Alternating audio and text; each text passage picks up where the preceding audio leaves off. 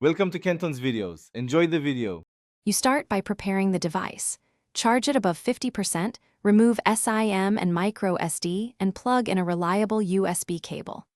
Once done, power off the ZTE, then press and hold volume up plus power to enter recovery mode. Timing matters, so release when the logo appears.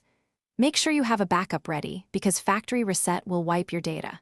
If recovery doesn't appear, try volume down plus power, or use a different cable. Now you perform the reset. In recovery, use the volume keys to highlight wipe data/factory reset and press power to select. This removes the password by erasing user data. Confirm the action when prompted. Some models ask twice. The phone will run the wipe. That can take several minutes. Once finished, choose Reboot System Now. Make sure you do not interrupt power or unplug the cable, because a failed reset can leave the phone unbootable.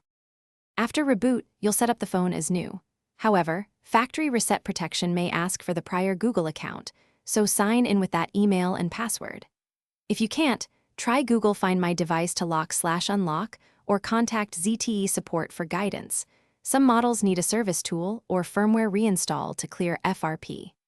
If the phone won't boot or remains locked, prepare for a guided firmware flash on a PC or professional repair. This resolves persistent software faults. Thanks for watching. Consider subscribing if we helped you.